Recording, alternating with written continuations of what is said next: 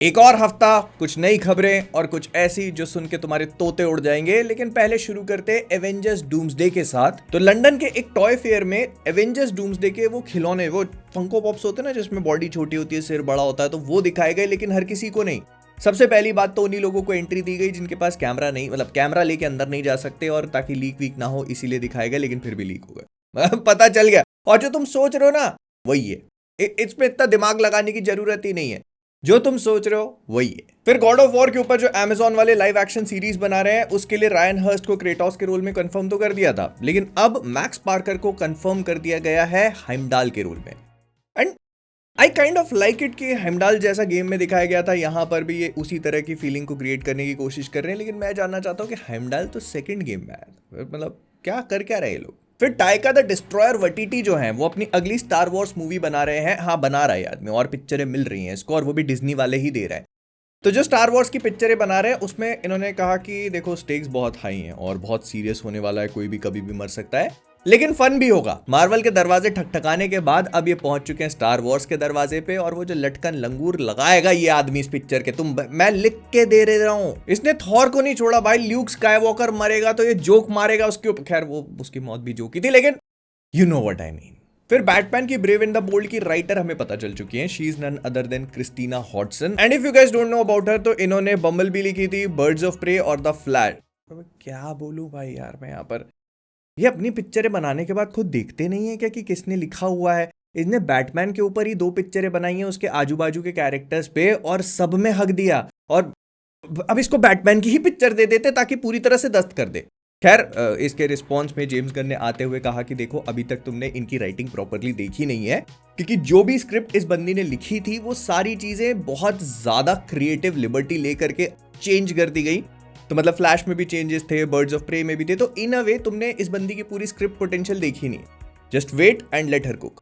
ठीक है, अब हमारे पास कोई ऑप्शन भी थोड़ी ना है। लेकिन Batman brave and the bold की खबरें खत्म नहीं हो रही। हो सकता है कि एंडी मुस्केटिस को डायरेक्ट ना करे, क्योंकि वेलकम टू डेरी के सक्सेस के बाद बंदे के पास काम ही काम है। अब वो सीजन 2 को ग्रीन लाइट कर दिया गया है, तो वो उस पर काम करने चला गया, और ऐसा सुनने को मिल रहा है कि एक मूवी भी बनेगी, मतलब इट का चैप्टर 3। तो उसके पास बहुत काम है भाई। बैटमैन उसकी प्रायोरिटीज की लिस्ट में बहुत नीचे चला गया है, तो अब डायरेक्टर ढूंढने का लगा। वो राइटर से ही मत डायरेक्ट करवा लेना भाई। एंड लोग एक्सपेक्ट कर रहे हैं कि ये मूवी 2028 तक ड्रॉप हो जाएगी, लेकिन जेम्स गन का ये कहना पड़ता है कि अगर मूवी 2028 मतलब 2 साल में आनी है, तो फिर उसके प्री प्रोडक्शन पे तो काम शुरू हो जाना चाहिए था ना, जो कि अभी तक नहीं हुआ है। इनफैक्ट स्क्रिप्ट भी रेडी नहीं है, तो मतलब बैटमैन बहुत दूर है अभी। Matt Reeves, by the way, Sam Raimi ने कहा कि वो बैटमैन की मूवी डायरेक्ट करना चाहते हैं, लेकिन जेम्स गन को ये बात पता होने के बाद भी उसने कहा कि मैं क्या करूं इसका, तुम ही तो सब कुछ कर सकते हो। फिर Prince of Persia Sands of time जो है वो काफी पुराना गेम है, उसका रीमेक कुछ सालों पहले कई सालों पहले अनाउंस किया गया था। उसको यूबीसॉफ्ट इंडिया, मतलब यूबीसॉफ्ट पुणे की टीम बना रही थी, फिर उसको उनसे ले लिया गया फॉर सम रीजन, मतलब सबको पता ही रीजन तो, और उसको पहुंचा दिया Ubisoft Montreal, which is actually a pretty good studio. और फिर एक्सपेक्टेशंस काफी बढ़िया हो गई थी कि गेम आएगा, लेकिन अब ऑफिशियल स्टेटमेंट आया कि कैंसिल। भाई ये अपने खुद के गेम ही रीमेक नहीं कर पा रहे हैं, अजय देवगन को बुलाओ। But on a serious note, I was actually looking forward to it, क्योंकि प्रिंस ऑफ पर्शिया भाई कितनी बड़ी आईपी है, और उसके ऊपर हमने कितने टाइम से कोई गेम नहीं खेला। आई मीन मैंने द लॉस्ट क्राउन खेला and I know it is a very good game, but जिसने भी प्रिंस ऑफ पर्शिया खेले तुमको पता है कि उसमें कितना पोटेंशियल है। मैं कह रहा हूं अजय देवगन को बुलाओ, बना देंगे 30 दिन में। फिर रॉबर्ट एगर्स की वेयरवुल्फ मूवी ने फाइनली अपनी फिल्मिंग कंप्लीट कर ली है, और ऐसा कहा जा रहा है कि ये अभी तक की उनकी सबसे डार्केस्ट फिल्म होगी। तो फिर नॉस्फेरातु क्या थी। लेकिन मजे की बात ये नहीं है, मजे की बात पता है क्या है, इसको देखने में तुम्हारे और मेरे, हम सब के पकोड़े सिक जाएंगे, क्योंकि ये रिलीज हो रही है 24 दिसंबर को, जो कि एवेंजर्स डूम्सडे के एक हफ्ते बाद है, और किंग के साथ है। कहां स्क्रीन मिलेंगी इसको वैसे अंधेरे। भाई देखो, एक शो दे बस, just give one show, I am happy. फिर राल्फ फाइन्स जो कि हैरी पॉटर में वोल्डेमॉर्ट का रोल प्ले करते हैं, उन्होंने एक इंटरव्यू में कहा कि उनको जितना पता है, तो जो शो की कास्टिंग है उसमें उन लोगों ने वोल्डेमॉर्ट ऑलरेडी कास्ट कर लिया है, और उसका नाम है Cillian Murphy. He was pretty confident भाई। उन्होंने कहा कि मुझे लगता है कास्टिंग हो चुकी है, किलियन मर्फी को खुद ही नहीं पता कि उनका सिलेक्शन हो गया है। मगर मुझे यकीन नहीं आ रहा कि मेरी सिलेक्शन हो गई है या नहीं हुई है। बे कौन है यार तू? मेरी सिलेक्शन हो गई है। हाँ, मेरी सिलेक्शन हो गई है।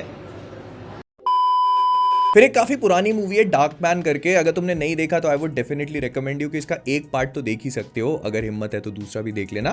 But it's good. इसको सैम रेमी ने डायरेक्ट किया है, लाइम नीसन इसमें एक्ट मेन प्रोटैगनिस्ट के रोल में थे और ये ना थोड़ा स्केरी सुपर हीरो वाइब लेके चलती थी।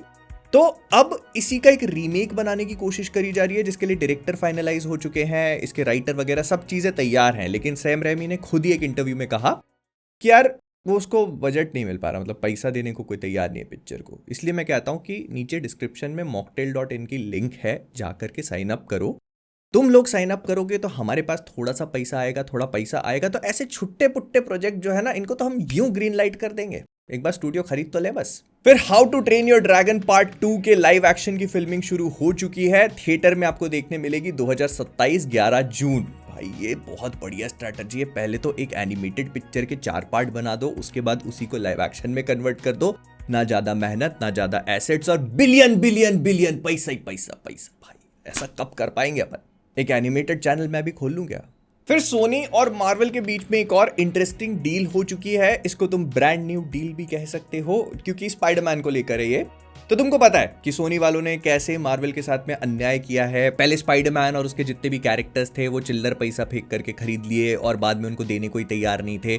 बोले कि नहीं, अपनी पिक्चर में यूज करना है तो बस स्पाइडरमैन होगा और उससे पैसा हम कमाएंगे, तुम खिलौनों का पैसा रख सकते हो। तो इस तरह से सोनी वालों को लगा कि वो विन विन सिचुएशन में है। लेकिन एक्चुअली जब उन्होंने दूसरी पिक्चरें बनानी शुरू करी ना, मतलब वो बिना स्पाइडरमैन के स्पाइडरमैन वाला यूनिवर्स बनाने की जो ट्राई मारी थी उन्होंने और फेल हुए उसमें, तो देन दे रियलाइज कि यार नहीं, ये नहीं हो पा रहा है। तो फिर अब स्पाइडरमैन के जो एक्स्ट्रा कैरेक्टर्स है जिसको वो पहले रिलीज नहीं कर रहे थे, अब वो सिर्फ स्पाइडरमैन की मूवीज में नहीं बल्कि मार्वल की किसी भी मूवी में अपीयर हो सकते हैं। And if you don't realise it yet, तो ये एक बहुत ही लैंडमार्क मूव है क्योंकि तुम्हें क्रेवन द हंटर जो पहले ब्लैक पैंथर की मूवी में देखने को नहीं मिल पाया था, वो कभी भी देखने को मिल सकता है। This is basically like Fox के एक्समैन वाली डील, बस सब कुछ सोनी के पास है लेकिन मतलब they have worked out some shit. और इसी के थ्रू अब ये लोग ऑसबॉर्न्स को भी यूज कर सकते हैं, ब्लैक कैट को भी यूज कर सकते हैं, whatever they want in whichever movie they want, Marvel वाले। बट आई स्टिल फील कि ये डूम्सडे सीक्रेट वॉर्स के बाद होगा क्योंकि जब वो अपना पूरा soft reboot kind of thing शुरू करेंगे तो वहां पर इन सारे कैरेक्टर्स को धीरे धीरे करके इंप्लांट किया जा सकता है। फिर क्रिस्टोफर नोलन की ऑडिसी में हमें ट्रैविस स्कॉट की पहली झलक देखने को मिली। ट्रैविस स्कॉट, तुमने गलत नहीं सुना। हैरी स्टाइल्स एमसीयू में आ चुका है, लेडी गागा डीसीयू में, DCEU जो भी था वो उसमें आ चुकी है। अब बस गेम ऑफ थ्रोन्स में अनु मलिक देखने बाकी है। आई मीन हो भी सकता है, स्पेशली अरिजीत सिंह के रिटायरमेंट के बाद तो रास्ता खुला ही है। फिर ये बात रिसेंटली कंफर्म करी गई कि रायन रेनॉल्ड्स जो है वो डेडपूल 4 पे काम कर रहे हैं और काफी फोकस तरीके से। भाई तुम्हारा फोकस देख लिया मैंने डेडपूल एंड वुल्वरीन में। लिखना तो क्या ही होता है इस पिक्चर में, 4 दोस्त मिले, 4 चुटकुले लिखे, बन गई पिक्चर। फिर मैट रीव्स ने रिसेंटली कहा कि बैटमैन 2 का जो मेन विलन होगा वो ब्रूस वेन की पास्ट और उसकी लाइफ से कनेक्टेड होगा। उन लोगों ने जब इस पूरी चीज की कन्वर्सेशन स्टार्ट करी थी तो उन्हें ये कहानी बैटमैन के लिए पर्सनल बनानी थी और इसी वजह से दे केम अप विद समथिंग जो उनको लगता है कि अभी तक बैटमैन मूवीज में नहीं हुआ है। तो फर्स्ट पार्ट में क्या था, वो भी तो ब्रूस वेन का पर्सनली विलन था ना। लेकिन ठीक है, I trust you Matt Reeves. मैं तो कहता हूं कि DCU की कमान भी आप ही, थोड़ा वेट करते हैं अभी, थोड़ा बैटमैन ब्रेवन द बोल्ड तो आ जाए एक बार। Speaking of which, Henry Cavill का हाईलैंडर लुक रिवील कर दिया गया। इस मूवी को चैट स्टालिन्स्की डायरेक्ट कर रहे हैं and it looks absolutely beautiful. भाई ऐसा लग रहा है कि जॉन विक के यूनिवर्स में हेनरी कैविल आ चुका है। वही रेड कलर की नियॉन लाइट्स, हेनरी, मेरे को बताने की भी जरूरत नहीं, दिस गाय इज, ये कहीं पर भी फिट, आलू है आलू। और देखो ऐसा सुनने में भी आ रहा है कि मार्वल वालों ने इनको एक बार फिर से अप्रोच किया है अपना वुल्वरीन प्ले करने के लिए सीक्रेट वॉर्स में, वो भी कैमियो क्यों करवाना है यार, एक अच्छा रोल दे दो ना, मतलब प्रॉब्लम क्या है बंदे में, आलू है आलू। फिर लाइव एक्शन गंडम मूवी एनिमे है, उस पे काम चल रहा है और उसके साथ अब नेटफ्लिक्स ने डील साइन कर ली है तो वो उनके प्लेटफॉर्म पे जाएगी। इसमें नोआ सेंटिनो और सिडनी स्वीनी है। स्पीकिंग ऑफ विच, स्वागत है तुम सभी का सिडनी स्वीनी सिम संस्थान सेगमेंट में। तो कुछ इंटरेस्टिंग हुआ, मतलब उन्होंने अपने लॉन्जरी का एक पूरा ब्रांड वगैरह लॉन्च किया और उसको प्रमोट करने के लिए इन्होंने वो सारी चीजें जाकर के हॉलीवुड का, वो LA में जो हॉलीवुड का साइन है ना, उस पर टांग दी और फिर इनके ऊपर कोर्ट केस हो गया, FIR वगैरह हो गए। ये तो मतलब अपने यहाँ के लिए नॉर्मल बात है लेकिन वहां थोड़ा सीरियसली हो जाती है मैटर। लेकिन इन सब चीजों में मेरे दिमाग में एक चीज चल रही थी कि भाई कितने लोग होंगे इस दुनिया में जो वो हॉलीवुड साइन बनना चाहते होंगे। मैं तो नहीं हूं, मतलब, लेकिन तुम लोग पर्सनल मत लेना, मतलब ऐसे होंगे कई लोग, संस्थान है पूरा। फिर वंडर मैन रिसेंटली रिलीज हुआ एंड मैंने देखा, आई विल एडमिट जितना मैं सोच रहा था ये एक्चुअली उससे काफी अच्छा है। प्लस इसको देखने के बाद मुझे डस्टिन डेनियल क्रेटिन पे और ज्यादा फेथ आ चुका है बिकॉज वंडर मैन को जिस तरह से मैंने इमेजिन किया था ये उस तरह से प्ले आउट नहीं करता. They have this a very emotional and acting heavy thing going on, जिसके बारे में उन्होंने रीसेंट स्पाइडरमैन मूवी पे भी कमेंट किया और कहा कि टॉम हॉलैंड ने जो इस पूरी मूवी में परफॉर्मेंस दिया है it will blow people away. मतलब वो इतना बढ़िया है और जो इमोशंस हम लोग चाह रहे थे वो स्पाइडरमैन एक वियर्ड प्लेस पे है, वो जो हम दिखाना चाह रहे थे वो टॉम ने बहुत ही अच्छे से पोर्ट्रे किया है. वो तो हम पिक्चर देख के पता लगा ही लेंगे. लेकिन coming back to Wonder Man, तो मुझे अच्छा लगा. And if you guys feel कि तुम्हें कुछ ऐसा देखना है जो कि करंट एमसीयू से रिलेटेड ना हो और थोड़ा थोड़ा द स्टूडियो और वॉचमैन का वो टीवी शो आया था ना, कुछ कुछ उस फीलिंग को कैरी करे, तो I would definitely recommend you. लेकिन इसके शो रनर ने ये कहा है कि हॉकाई पे अभी फिलहाल कोई अपडेट नहीं है, मतलब उसके अगले सीजन पे, क्योंकि डिज्नी और मार्वल थोड़ा वियर्ड प्लेस पे हैं. वो इस बात को फिगर आउट नहीं कर पा रहे कि उनको कौन से शोज बनाने हैं, उन पे कितना पैसा खर्च करना है, उनको कब रिलीज करना है, कौन सी विंडो सही होगी नहीं होगी. तो हॉकाई का season 2 is as good as dead. मतलब मैं तो हॉकाई को भी मान के चल रहा हूँ, लेकिन समझ लो. फिर माइक कोल्टर जो कि ल्यूक केज का रोल प्ले करते आए हैं नेटफ्लिक्स के डेयरडेविल और उनके पूरे यूनिवर्स में, तो उन्होंने कंफर्म किया कि उनकी मार्वल वालों से बातचीत चल रही है. अब ये बंदा डेयरडेविल में आता है या नहीं ये तो नहीं पता, लेकिन he will definitely come in Jessica Jones. Special की बात कर रहा हूँ, उसका स्पेशल बनेगा एक, मतलब जैसे पनिशर का आ रहा है ना वैसा. फिर वो नेटफ्लिक्स वाली फ्रैंकेनस्टाइन थी ना, गिलेर्मो डेल टोरो, नेटफ्लिक्स वाली जो अभी आई थी जिसको लोगों ने बहुत पसंद किया, तो उसके एक 3.5 घंटे के डायरेक्टर्स कट पे काम चल रहा है, ऐसा सुनने को मिल रहा है. अभी कुछ क्लैरिटी नहीं है लेकिन मिल रहा है.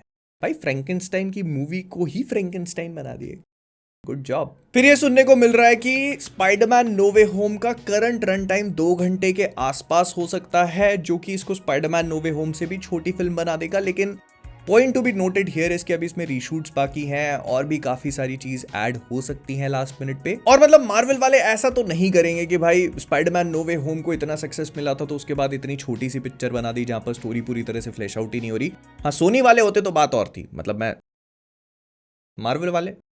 फिर ऐसा सुनने को मिल रहा है कि डॉक्टर डूम क्यों आरडीजे जैसा या क्यों टोनी स्टार्क जैसा दिखता है, इसका जवाब हमें एवेंजर्स डूम्सडे में सुनने को या देखने को नहीं मिलेगा. इसको सीक्रेट वॉर्स में रिवील किया जाएगा. सब धुरंधर से सीख लो. बट टू बी ऑनेस्ट ये काफी इंटरेस्टिंग मूव होगा. जैसे तुम धुरंधर का एग्जाम्पल ले लो, मतलब मैं जोक मार रहा था, लेकिन हम लोगों को धुरंधर 2 को लेकर इसीलिए इतनी क्यूरियोसिटी है क्योंकि हमको उसकी बैक स्टोरी नहीं पता जो रणवीर सिंह का कैरेक्टर है, राइट. तो अगर ये डॉक्टर डूम के साथ में भी ऐसा कुछ मूव पुल ऑफ करने का सोच रहे हैं then it will be really good, क्योंकि वो क्यूरियोसिटी वाला एलिमेंट मेंटेन रहेगा. और कंटेंट तो फिर तुमको पता ही है, अंधा कंटेंट, अंधा. और हाँ, जो मैंने कहा था ना लास्ट रोस्टवर्स में हमने बात करी थी कि रूसो ब्रदर्स जो है वो डूम्सडे की मूवी को 2 में स्प्लिट करना चाहते थे, फिर उसके बाद सीक्रेट वॉर से कंक्लूड करते. तो अब सुनने को मिल रहा है कि एक्चुअली सीक्रेट वॉर्स को 2 में स्प्लिट किया जा सकता है. ये मैं बहुत लंबे टाइम से बोलता रहा हूं और मैं इसके बहुत ज्यादा फेवर में हूं क्योंकि comic books are like totally epic. तो अगर ये सीक्रेट वॉर्स को 2 में स्प्लिट करते हैं देन बहुत ही अच्छे से डूम को सेटअप कर सकते हैं, उसकी पूरी बैक स्टोरी एक्सप्लेन कर सकते हैं. और वो जो उसका पूरा बैटल वर्ल्ड वाला आर्क है ना, उसके आसपास ये लोग कई सारे शोज, कई सारी मूवीज बना सकते हैं which can actually turn out to be real money. मतलब तुम्हारे लिए कंटेंट, हमारे लिए कंटेंट, सब चलता रहेगा भाई. लेकिन एक छोटी सी प्रॉब्लम है और वो ये कि अगर रूमर सच हैं तो उनका ये भी मानना है कि ये सारी चीजें डिपेंड करती है डूम्सडे के सक्सेस के ऊपर. अगर एवेंजर्स डूम्सडे उतना पैसा बना लेती है जितना वो लोग एक्सपेक्ट कर रहे हैं तो फिर वो सीक्रेट वॉर्स को 2 में स्प्लिट करेंगे, नहीं तो नहीं. लेकिन तुम्हें अपना डिसीजन इतना स्प्लिट करने की जरूरत नहीं. नीचे लाइक बटन और सब्सक्राइब बटन दोनों है, दोनों टच करो, मेरा भला हो जाएगा. और वो डिस्क्रिप्शन में mocktail.in जो होगा ना उसे मत भूलना. टाटा.